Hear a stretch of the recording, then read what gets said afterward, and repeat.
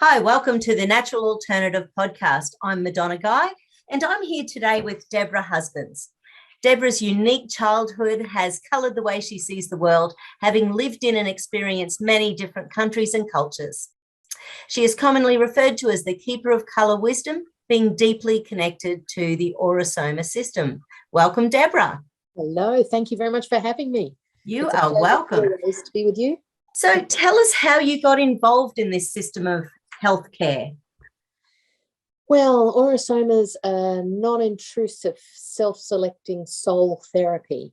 And I can honestly say, when I was in Melbourne, I went into a little shop and I picked up one of the bottles and moved it because I saw them. The curiosity attracted me. And when it moved, I mean, I'm a child of the 70s, so I thought, oh my gosh, I've got my own wave machine.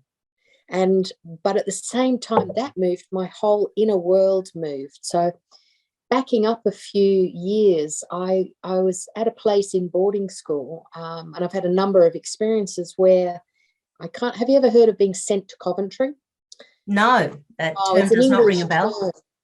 It's an English term where you sort of, no one speaks to you. So there was a 3-year period that I was at boarding school where I didn't have any interaction. No human really spoke to me for one reason or another. I mean, I'd grown up with, a monkey in Africa and in a very New Guinean vibe on Bougainville. And so the cultures there were very different, very honest and open. And then when I came to the Western world, I couldn't integrate well how people said one thing and meant another thing.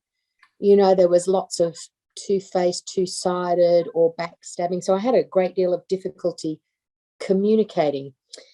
And fast forwarding years later, after I'd picked up my own little wave machine, I discovered that within each one of the rays of the colors was a whole world of experiences, a whole world of language and the ability to articulate. And I felt like I'd come home. I suddenly understood why I'd spent most of my life underwater with my eyes squeezing, looking at the lights of the rainbows and looking at the inner world of colors. So when I saw that outer reflection, I was like, yeah, that's it. It resonated with me. And it's like, it's a language that everybody knows, that transcends all boundaries, that knows no racism, that, the light and the sun shines on everyone equally.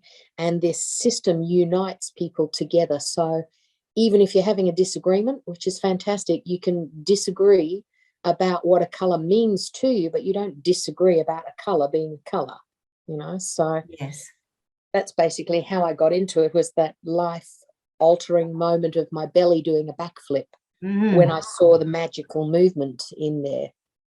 Isn't it wonderful to see magic in your daily life? Oh, yes. And I'm very lucky I get to see quite a bit of magic in mine, because there is 122 different bottles. Okay. So explain what it is that you do.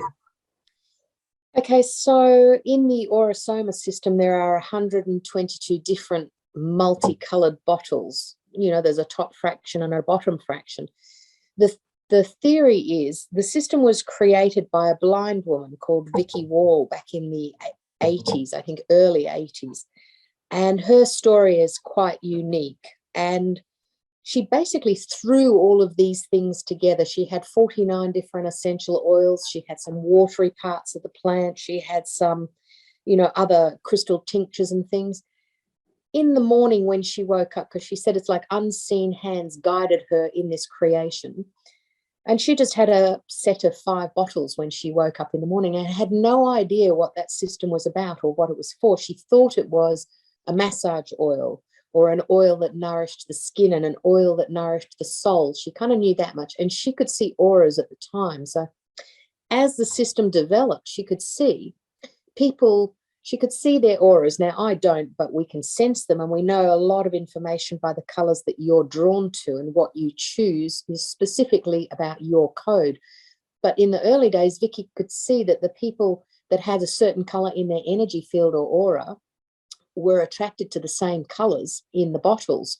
And so it began to unfold that there was a feedback system from your quantum field through the eyes that allowed the body to be nourished with exactly the right energy and color and frequency that it needed right then and there in order for it to become whole and in order for you to take the next step on your conscious evolution.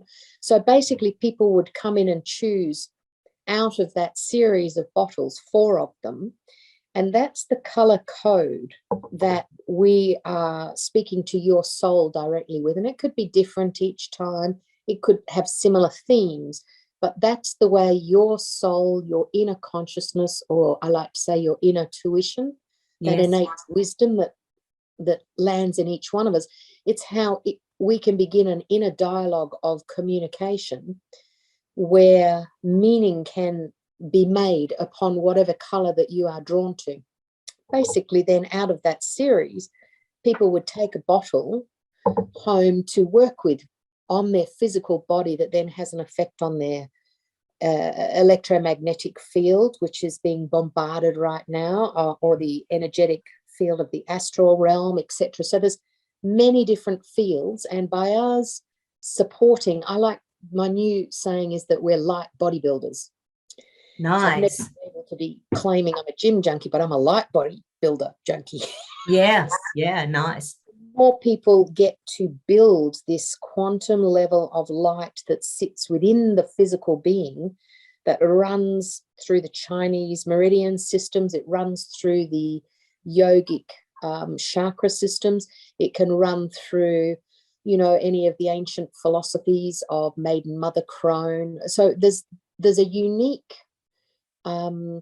way of communicating with every single system that exists on the planet. So what we do is we need to just create that beginning communication and the context within which we're talking to ourselves or talking to others about. And so there's a number of ways of applying different things into your energy field so that you become more infused with that light, or more filled with the electrons that give us the mental gymnastics to bend our brain into new spaces, so that if we're caught in an issue, or if there's something in our tissues, we call that, if it's not flowing, we call it a dis-ease. So rather than have a dis-ease manifest, we can notice that really early on by the colors that you don't like or the colors that you do like. And obviously, in my world, by being able to connect with at least 1 or 2 good things about every single color, then you've got freedom of the soul, and the system supports that eternal happiness, or that search. So the different colors have got different meanings, or is that unique to each individual? Every single color has its own frequency and resonance. Like the electromagnetic field of music is the audible part of that spectrum. Well, the rainbow is the visual part of that spectrum, but that spectrum's quite broad, and it's certainly a lot more than we can perceive with our eyes, ears, or senses. But yes, each color ray has a meaning that could be split into mental, emotional, spiritual, psychological, energetic. And if there's a color, for instance, that people always avoid, and for me, that was orange for many, many years. And I had quite a few traumas, so it made sense that I avoided the orange. Like at least 12 years I was working with orange before I finally broke into understanding it's also the juiciness of life, and it's the integration of parts of your being that stopped in your timeline due to trauma. Right. So when you notice that, you kind of go, I can't stand orange, then there's a clue there that there's something that's traumatic that's looking to be healed. And until we find one good thing about that color, we're just going to keep avoiding it, because our body response goes straight back to that time of trauma. So the code is what's individual to each unique being, is their attraction to a color in any given moment at any given time, and the messages that that has for that particular being. And you teach this process? Yes, I'm an Aura Soma level 3 teacher, so I tend to teach teachers. But in that last few years of going through this change with COVID, because it's a very live system, it's been very difficult for people to get out and sit in front of the bottles and have that energetic experience. Yeah. So And the system had all changed, that it was growing exponentially. And I believe they wanted to bring it back to its real simple roots, which is nourishing the body, supporting the soul to find movement within the light body and the energetic system, and building that so that we can lean on that through these coming times that we will be facing. We will be facing a crisis or a wave of trauma, I believe, certainly in the mental health issue. And this is a particularly good space that, as you focus on a different color, you can then start to find strength in something rather than feeling there are zero possibilities. You can just start to lean in. For instance, if I'm red, okay, people have associated red with anger and focus and awakening. But if I'm red, I'm usually really energetic, and that's the only time the house gets really cleaned well. So I may as well put it to good use rather than sit there and struggle with, I shouldn't be feeling this. I go, well, that's where I'm at right now. And the other really great one for me personally is doing my books. When I'm red, my head is so focused. Numbers, figures, patterns, really quick to see. No point me trying to do that if I'm in a yellow mood or an orange, because there's just no relationship to getting things done. So yeah, each color's got a different set of meanings, but also a different scent, which is right. Yeah, so you can work with that in a way, with your own individual field or with something in your room, so that if you, for instance, have an aggressive boss, or you're in a situation where you're just totally frustrated, well, you can't really go and squirt it on someone else because it's their journey. All we can do is however tempting. Yeah. A little bit of peppermint in the eye would be lovely. But spraying it around yourself and taking that moment to remember what that color means to you and how you can work with that very quickly switches you from victim mentality into a somewhat empowered state of having a choice. Yes. And if you don't feel like you have a choice, that's when things can spiral down really quickly. So just giving you a degree of difference, whether that be through the senses that for the nose, the ears, with music, putting on a nice, soothing music, or whether it be physically moving the body and shifting the energy from where it is in your body. So all of those things kind of work together, and color just unlocks a broader area. It's like a book. You pick a color, that's like a whole book that you could enter, and there are several chapters, at least 7 chapters within each one of those books, that you can then deepen your journey into finding where is that sneaky little issue that's been hiding. Because it's, as therapists or as, awakened or conscious being, we can be very clever with ourselves. We can be here to help everyone else, but we're very tricky when it comes to avoiding knowing what's deeply in our own subconscious. If we knew, we wouldn't be sub. Yes. So our brains are very clever. They're trying to protect us all the time. Exactly. And by just noticing what you're noticing, you can sidestep this trap where the brain wants to keep you contained within the brain, and it allows you to enter into a different space in your field where you can actually view what you're thinking, or view what you're feeling, or view what's going on in the body without actually being involved in that taking over. So that's kind of the space it works in. So what sort of shifts have you had with clients? Like, do you have some couple of little tangible stories that people can? Yeah, I've had a couple of ladies that have come for Bema light pen treatment. So this is where we take it away from someone perhaps working on themselves, and we might do some acupuncture treatments on their physical being with light. And as you know, light is the medicine of the future. So we can directly pour photons and electrons into the body to help some insights surface. So a lot of the work has been, people have been looking at an issue for a long time, but just haven't got that extra bit of understanding or insight. Mostly it's been about shifting perspective. It's a system that, so if we can shift our brain by 1 degree, we know that 360 degrees is possible. And so that what we're viewing as maybe a challenge could actually be a gift for us.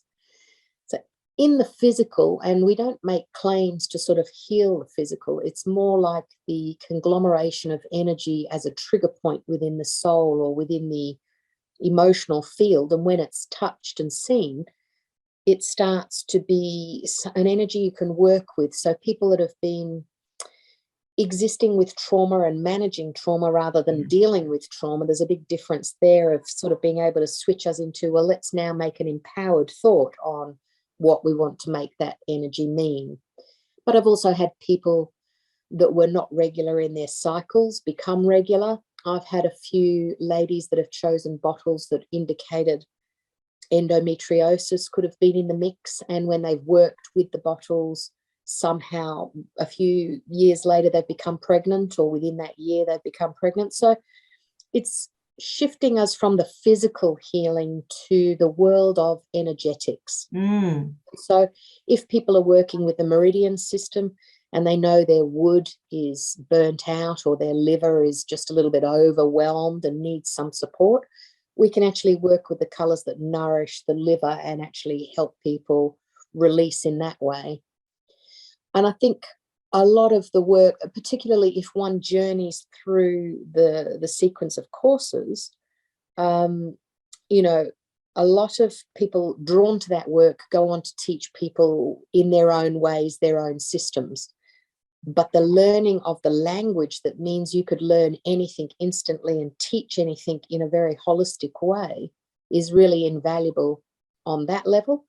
And I think helping mums with kids that suffer, or helping kids be able to identify via just choosing a color what that means to them, like, it's so valuable now that if we can bring that into their world earlier than later, you know, trying to learn how to use things to interrupt trauma. So we've worked a lot with people with Asperger's or ADHD in allowing those kids to be understood in a way that normal language couldn't articulate. But when connecting through what a color means, it's not directly pointing anybody's finger, but it's actually letting them feel heard in a non-intrusive way by their relationship. Yes. And sometimes when I treat kids who are, you know, with ADHD, Asperger's, autism, the parents are often so exhausted and overwhelmed themselves, they need lots of treatment.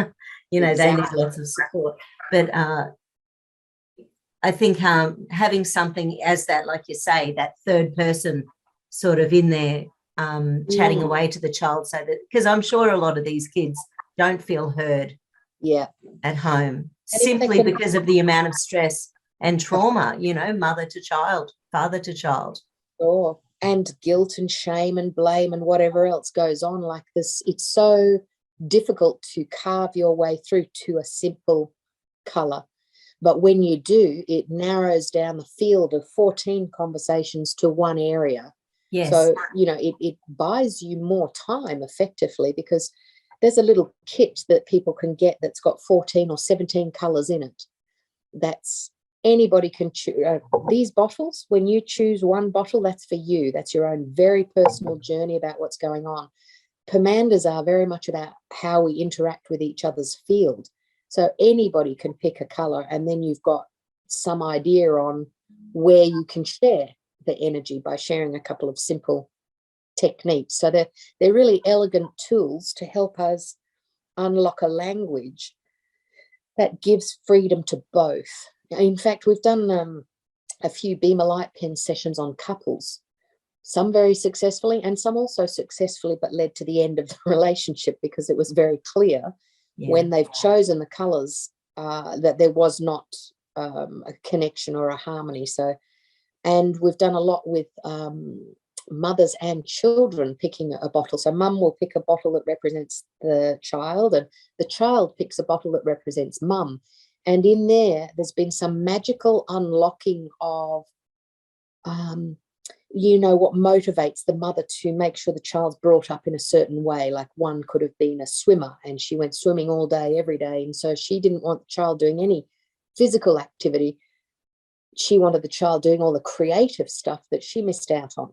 Yes. But the child actually wanted the physical activity. So just even an understanding or unblocking that it gave them both permission to have both things integrated without the underwhelming or overwhelming underlying impulse that says, no, I was never allowed to paint, therefore my child will be a painter, type of thing. Yeah.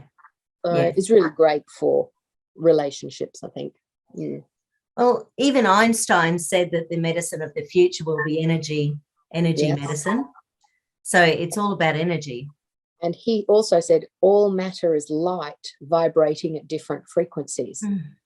So when we do get to empower people with something like a pen that actually shines photon and light, like the best thing that happens is you choose exactly the right color that your soul needs to either unravel a mental, emotional, physical, or spiritual nugget that gives you some empowerment. The worst thing that happens is you're shining a torch on yourself. It's not going to harm anyone. Yes. But if your awareness also joins in, because it's working and operating in the field of your consciousness, so it will meet you wherever you are on that journey of consciousness and allow support to filter into the physical being. I love the fact that it's working on the soul. It feels like everything going on worldwide at the moment is anti-self, anti-soul, our own human vibration, God-given immunity. It is like I was thinking of that on my walk this morning. We were beings that were made to, with all of the senses that we have, we were made to interact with the Garden of Eden. We were made to smell the night-scented jasmine and become romantic, or smell a ripe mango and know that that was going to be nourishing for the soul, and also smell an unripe lemon and realize it's not quite ready, or hear bird calls and whale songs and be soothed and nurtured.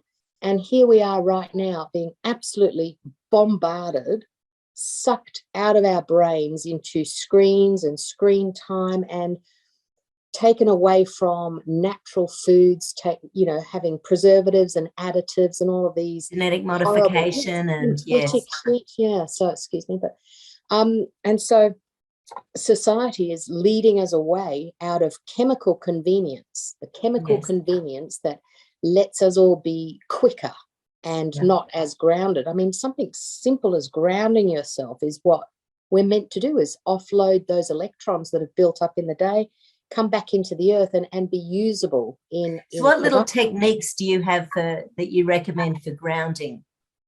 Well, I like barefoot on the ground, without a doubt. I don't think there's any, I mean, there are many tools that you can get, from magnetics to strips of things and grounding mats, but there is nothing like that dead sexy feeling of a beautiful, luscious lawn and your feet sinking into it in that dew. And it calms my soul almost instantly, wherever I'm at. So I think it should be done at least every 90 minutes or every 2 hours. But everything seems to be concreted or paved or marbled or something. So it's our land is getting harder to connect with. Another favorite is standing at the base of a waterfall with that rush of all of the positive ions coming out, or walking in nature and forest bathing. They're beautiful, but there's still, for me, nothing quite like. But I grew up in Africa with a pet chimpanzee, upside down for most of it, in the trees. So like running around barefoot was very normal. And I just do feel a difference in the heartbeat of myself and the earth. So anything we can do to protect the interaction of our senses in this way, to turn off the screen time, to, reduce that. But if not, use something like an elegant tool of some sort that fills the energy field back up as to where it's been pitted, and I see all of the upper chakras here being pitted by electromagnetics, by microwaves, by radio frequencies, by God knows what else, loudspeakers, music in the mall, lights that are not natural, people's bad moods. All of this like corrodes our energy field really quickly, and we let it, and it just continues to happen. We need to put as much energy into filling those things up in our being, so that we've got the excess electrons that can combat. We know about oxidization of fruit. Well, the same thing can happen to your light body if we're not nourishing and filling and expressing, speaking, singing. There's a different method, I guess, for each one of the energy fields, because each one of the energy centers would need grounding in a different way. From a subtle perspective, because you've been doing this quite some time, from a subtle perspective, are you finding with, say, all the 5G being flipped on, with, all the rockets going into space and messing with the ozone layer, with, that HARP technology around the world, with just all this electrical energy that's being created on the planet that's not natural? Are you finding it more challenging, or is there a subtle shift in the things that people are choosing? Because I found naturopathically that it's getting harder and harder to get people back to good health. It's not as easy as saying, well, just have to eat a balanced diet, because it's not as easy as that. If they're eating genetic modification, there's pesticides and glyphosate, and it's destroying their microbiome, and there's the gut-brain connection and all the jabs, and it's just one thing after another, an assault on our senses and our body. Yes, which is terrifying, really. So in answer to that question, the people that are attracted to the system seem to be those that are super sensitive. So part one of that was, have I noticed a difference? Yes. Like, I can't hold my phone anymore. Yes. My fingers buzz on the computer, and everything's drawing us into touching screens and holding on to something electronic. And I am finding you used to get static just on an aeroplane when you were walking down the plane with your socks on. Well, now I'm finding that in the house and in places I never did. Like, I'm getting static on concrete and things. So I do think it's a very real problem. But part of the other problem is people are being bombarded by such bullshit. There is such programming coming out, like the narrative. And I know that's like a common term now, but people saying that these things are not what they are. Like, there's madness going on out there. So the world of conversation about things, and I won't even go to the controversial he, she things, but just on those types of things, it's getting harder and harder to unify all of the people. There are pockets of people that are well aware of these things and working with them, but there's also such a propaganda going on about that being a mad thing. Now, don't forget, Vicky Wall created this as an inspired vision as the daughter of an apothecist or Kabbalistic, back in the early 80s. So for 45 years, she was aware that there would come a time on the planet when crystalline energy, bioluminescence, the silicon age, all of these things that carry charges and carry information would become more amplified, and that we needed something to support and nourish the energy field.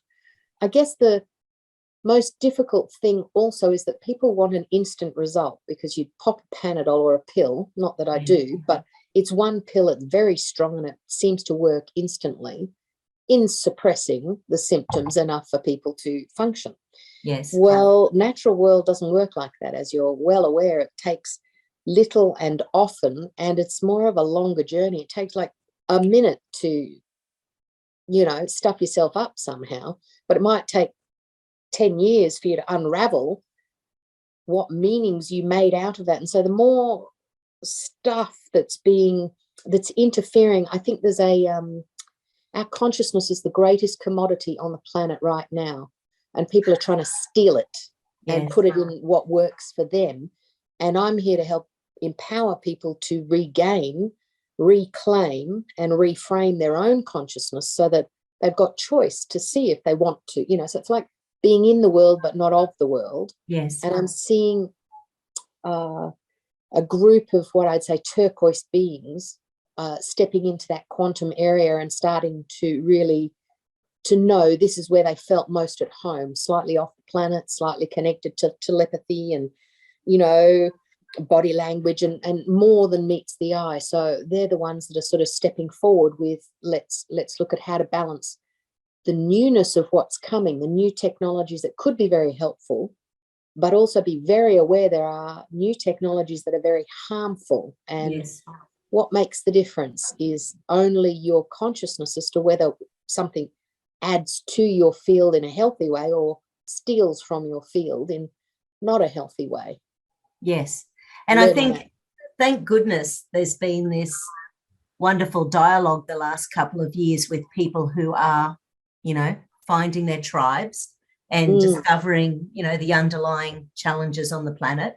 Like, it does feel like there's just been a massive awareness, you know, an uphill awareness that's been going on. It's been quite phenomenal. And I wonder about that because, you know, probably 30 years, close to 30 years, I've been walking this journey with color and light and energy.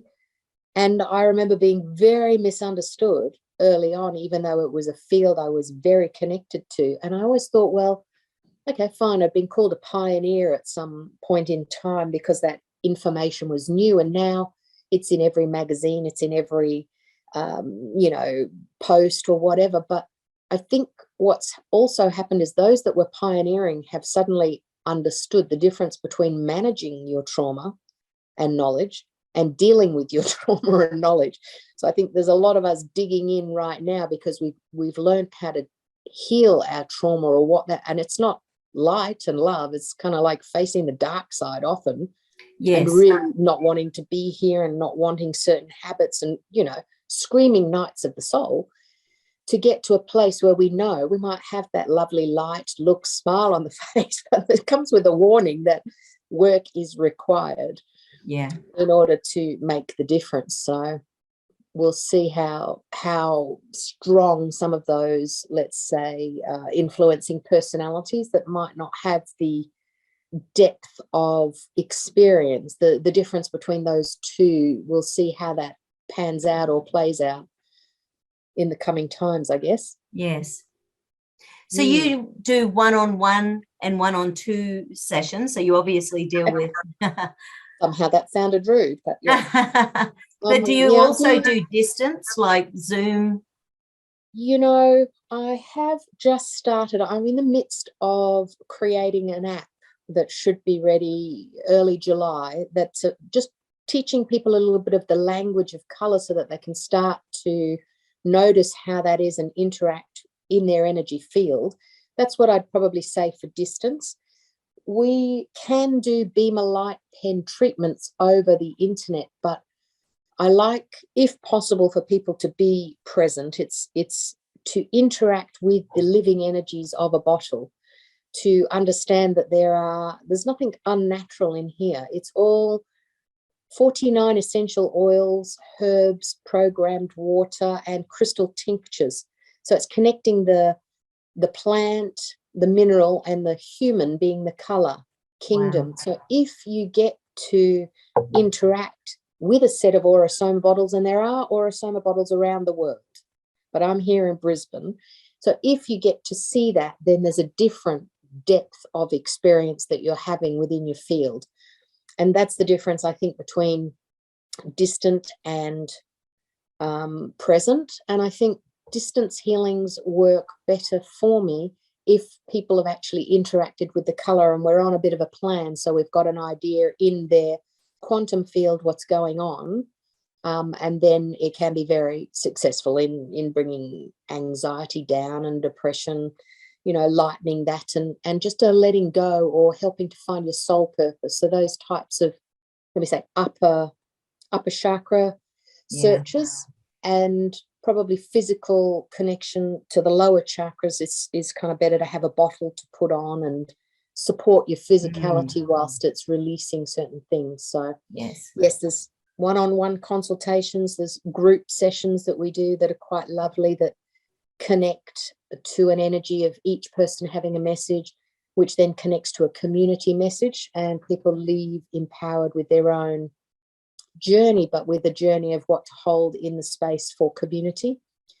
I combine that with sound healing. So I've got quite a few gongs and crystal bowls, and when people choose colors, I play the colors of the crystal bowls to connect to the message. So wherever possible, we're infusing the body with light, energy, and an abundance of electrons, so that they can take those flexible electrons to create new patterns in the brain and new emotions in the body. So I call it like a quantum soak, so that so long as you're able to soak yourself with as many life-giving activities, we could combat and balance.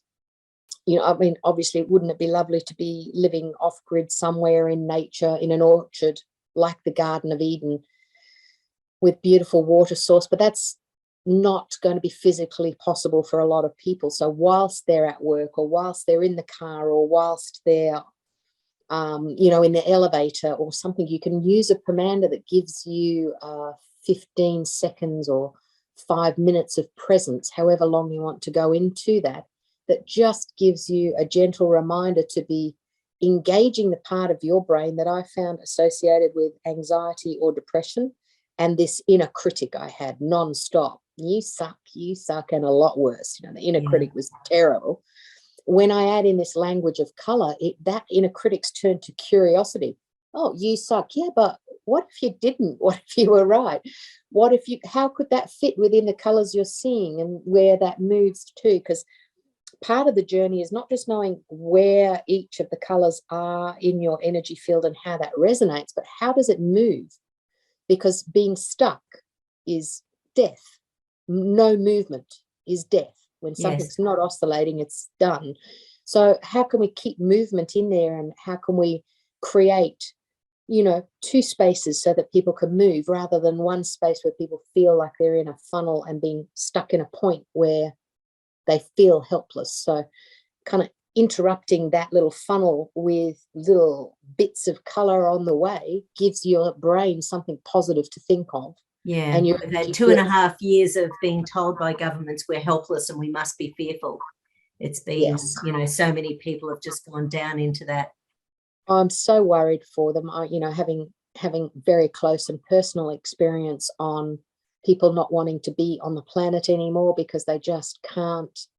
They can't get answers. People aren't servicing people anymore. They're just doing what they're doing to turn up and get a paycheck. The care factor's gone, because people are freaking out inside themselves, just trying to do the right thing, but they're extending. So once we've cleared or entertained our own brain, we can then offer a light-hearted interaction with someone else, still getting what you want, still saying what you want, but taking the heavy out of it, taking the argument out of it, let's just call that yellow rather than get too caught up in it.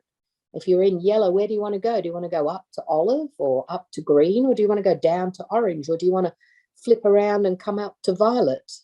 So but we are being trapped in our solar plexus with that fear and anxiety and the not knowingness, and that's just being amplified. And the lack of personal power. Yeah. To balance that, we need to help balance the violet and allow that transformation of reason for being and connection to spirit, and honestly finding that there's more to life than just us, connecting to a higher power, whichever that is. But I think that being trapped in our body, we're not capable of knowing that there's more. And the Aura Soma system works on so many different levels that there's definitely more. You don't have to believe it. Oh, I totally agree. I used to have a receptionist for 8 or 9 years, and she was incredibly psychically connected, and I would hear her yawning from my practitioner room, and I'd be thinking, I'm going to get a Gabby would, oh sorry, I shouldn't have said a name. Whoops. But she would actually she would look at the calendar and she'd go, who's in which room with what practitioner? And then, because yawning was her sign that she was getting some intuit, and then she would occasionally come and knock on the door, and she said, and I would hear her coming up the hallway. So I'd say to my client, okay, we're about to get a little interaction. And she'd come in and she'd just sort of say, is it okay? I've got a little message for the client, and something would have come through that just made sense with exactly what we were just going through. You can't write that stuff, It's sort of, and that magic or that curiosity or the little insights, that's what makes you connect to hope. That, wow, maybe there could be. Maybe there is a different way. Maybe there is something else that I can do. Maybe there is a way out. Yes. And I think people have been told, that we're victims the last few years. We must be frightened. We must be fearful. We must be, yes.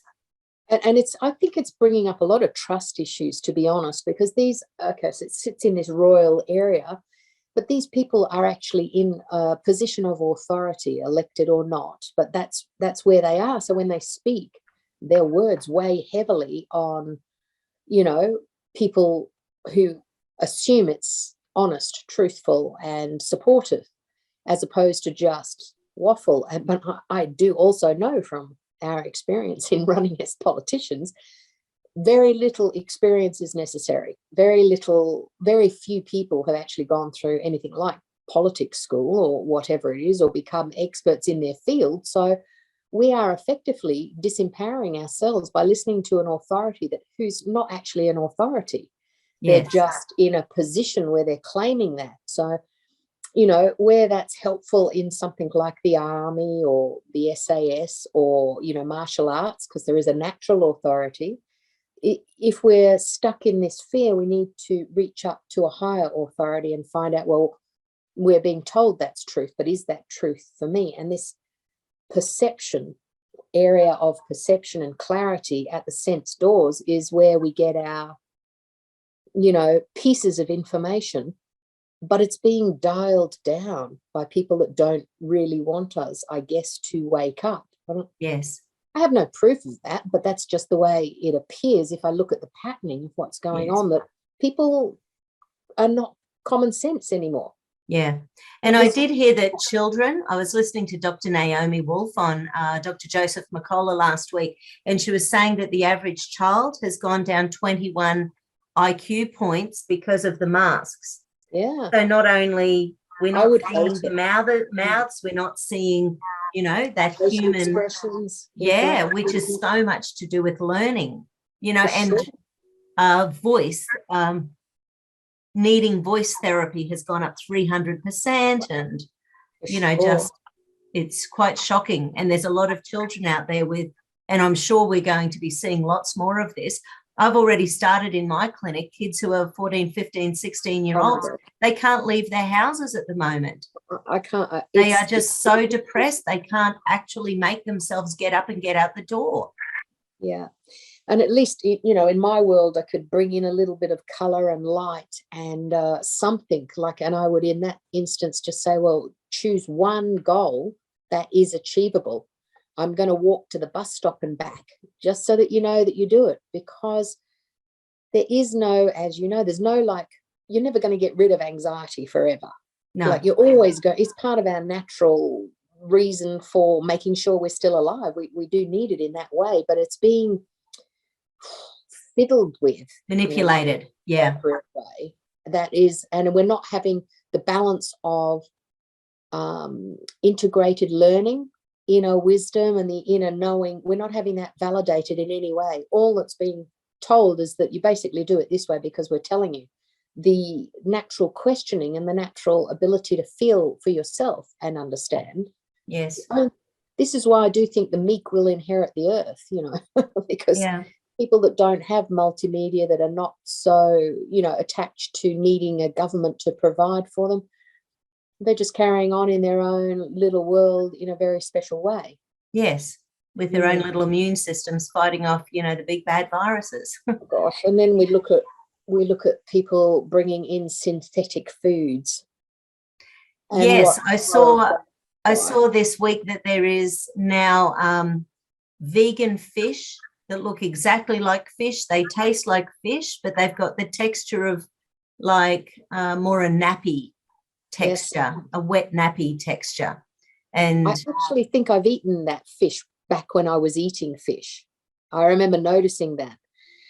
But, it's even more confirmation as to why plant-based is so good. And I think, even this is part of manipulation, is making vegan a dirty word. And even in my books now it's a dirty word, but fundamentally it's a beautiful, compassionate system of using only plants to enhance your life and not causing harm and suffering.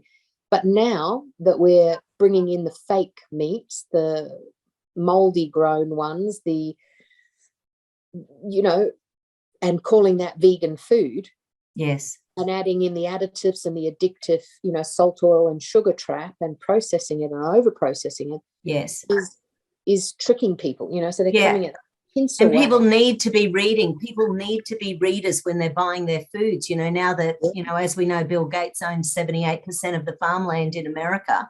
And two of the biggest things they're making vegan foods out of are genetically modified soy and genetically modified canola, both of which have been known to cause cancer for 20 years. So that is going to be the bulk of the vegan healthy foods for people who aren't paying attention. Yeah, yeah.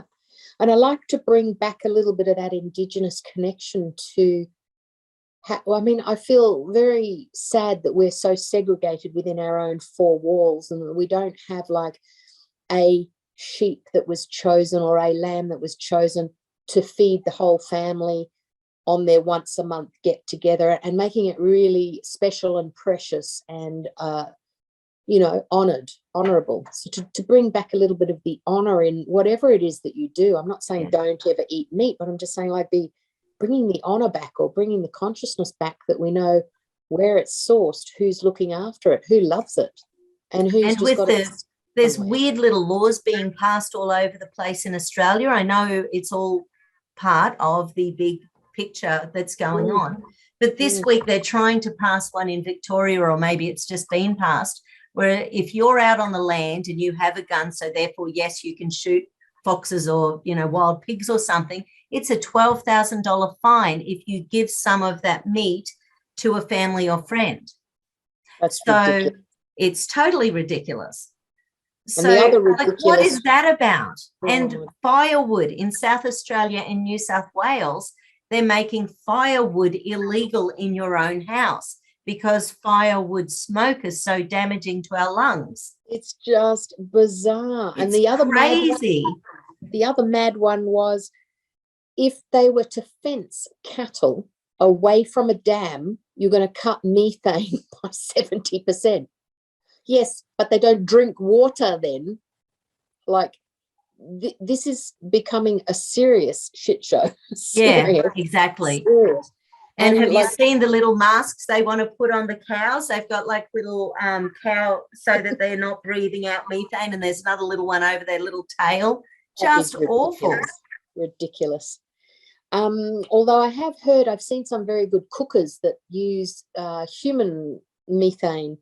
And so basically it's a recyclable toilet or something, but the gas that gets produced is what you cook off.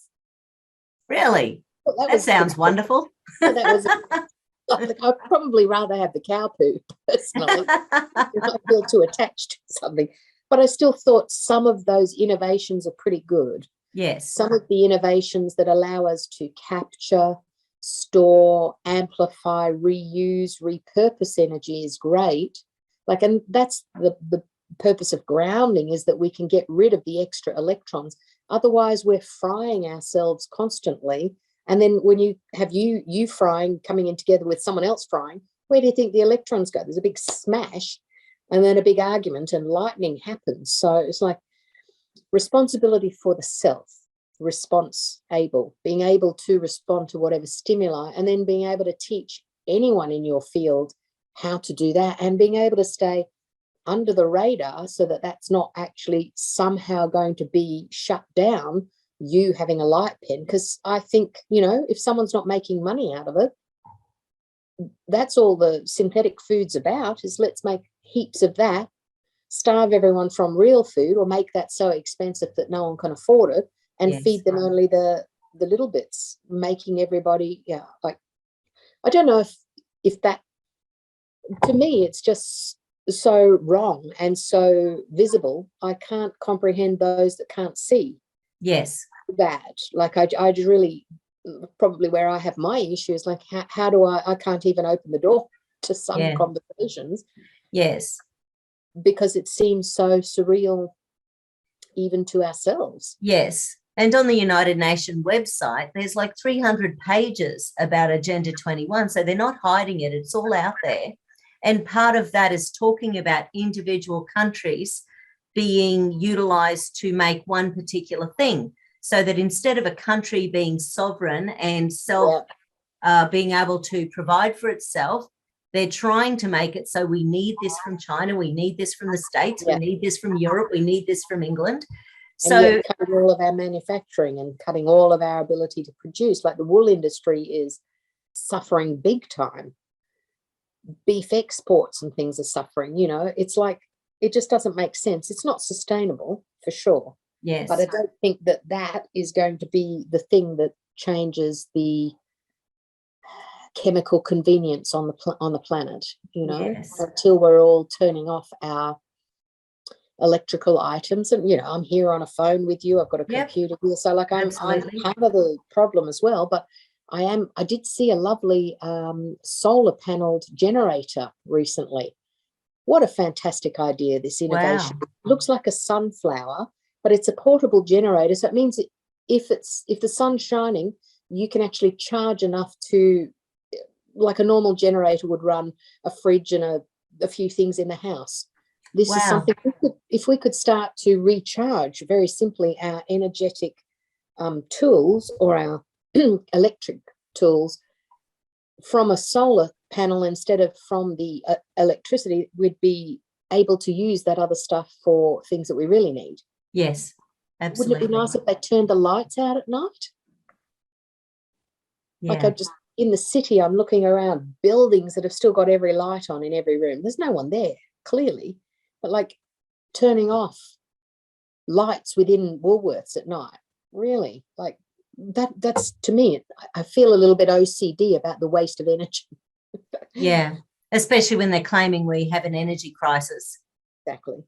Yeah. And it makes a difference, doesn't it? I think it's the 27th of March or something, World Turn Your Lights Off for an Hour Day. And it makes a big difference to power bills and things like that. And that's the thing. I was listening to a guy called Dane Wigington this morning, and he's got a website called geoengineeringwatch.org.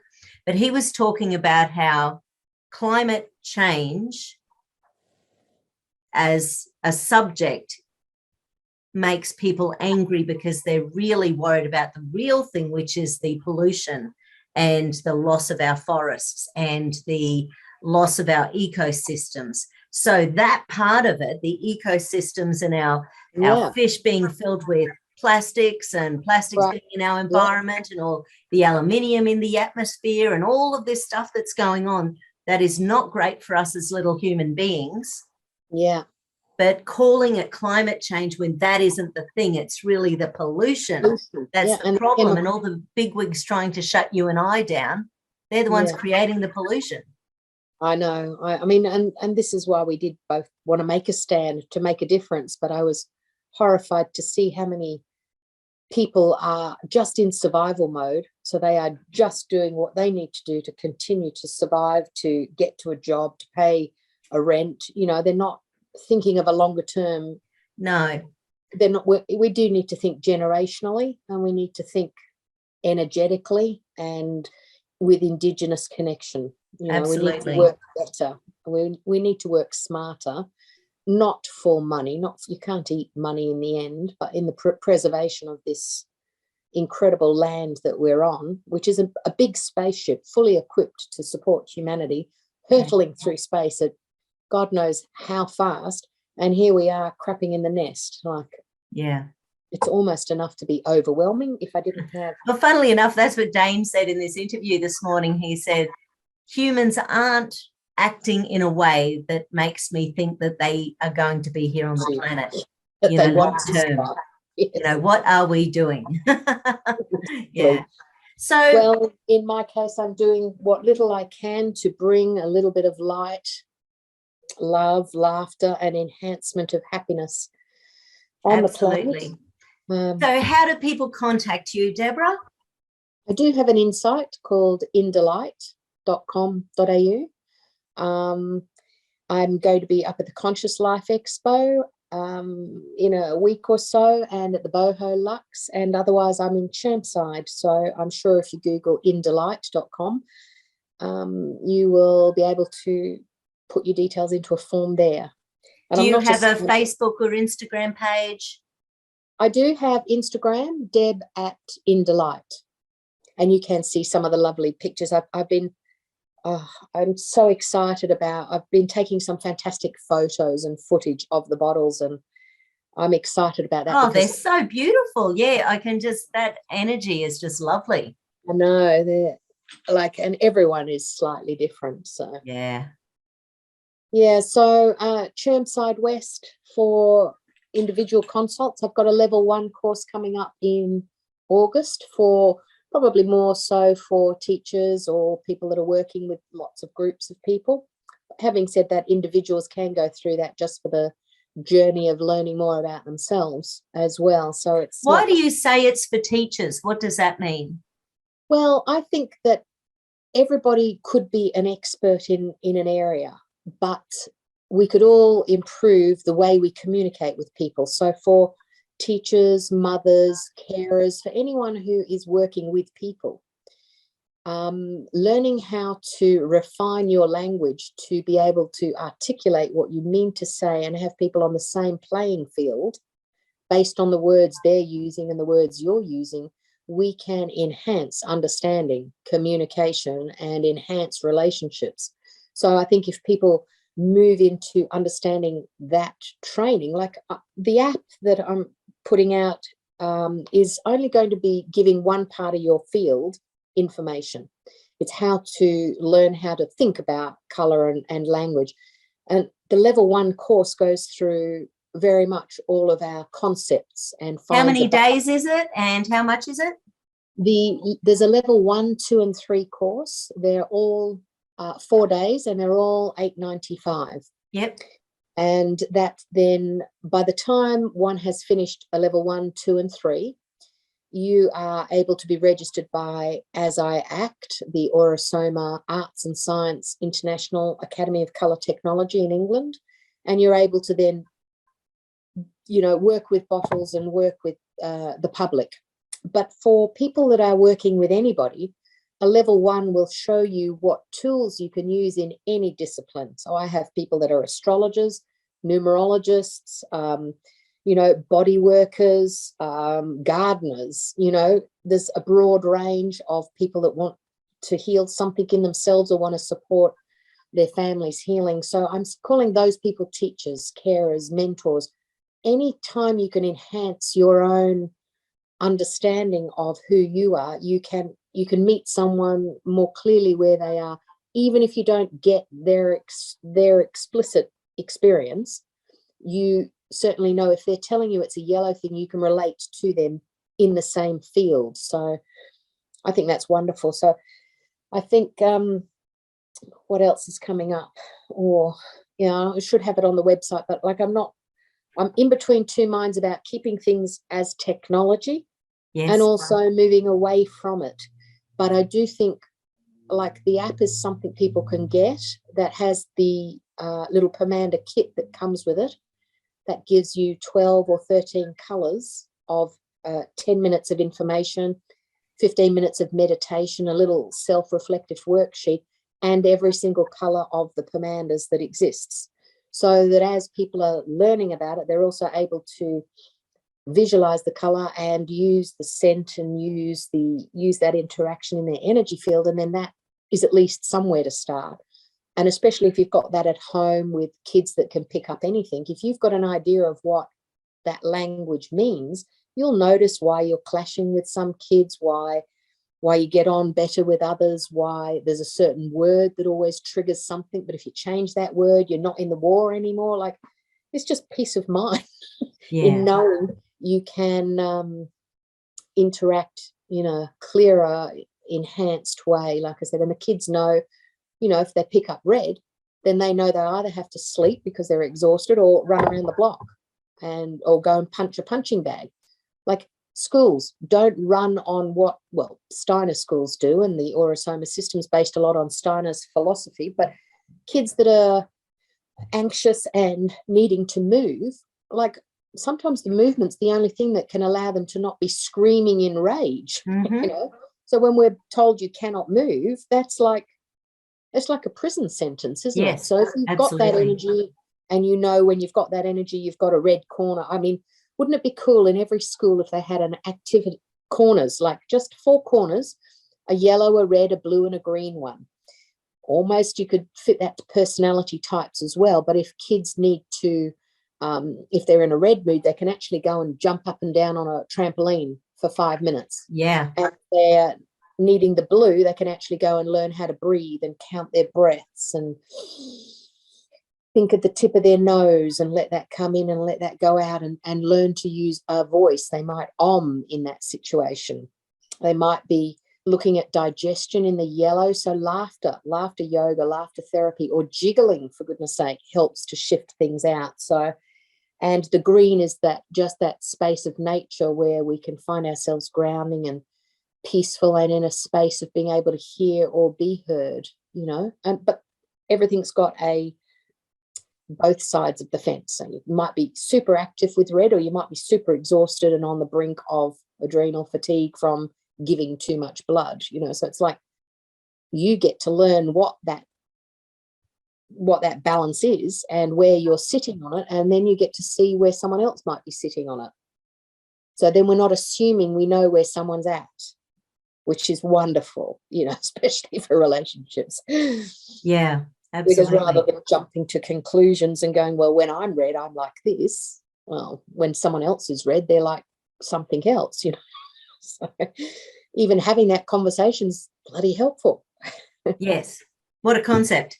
Communication. Yes, absolutely. Yeah. And it begins with your own. So the program's called Know Thyself in Colour Concepts. And when I have the app up, I'll flick you the link so that you can see it. Should be in the Apple Store, but this is all assuming the turquoise of technology swims along with Mercury going that way rather than a salmon going the opposite way. Exactly. Cool. Any final words of wisdom? Live long and prosper, and Yeah. may the force be with you. Beautiful. Thank you so much, Deborah. It's been wonderful having you to chat to today. That's really lovely, and it's got me very, very curious. Oh, nice. Yeah. And I thank you for inviting me in. I love any opportunity to share about colour and light. And when you're in Chermside or you want to come and have a look at the bottles, drop on in. Let me know. Excellent. Thank you so much. Thank you. Thanks, Deborah. Have a fab day. Yes. Bye, everyone.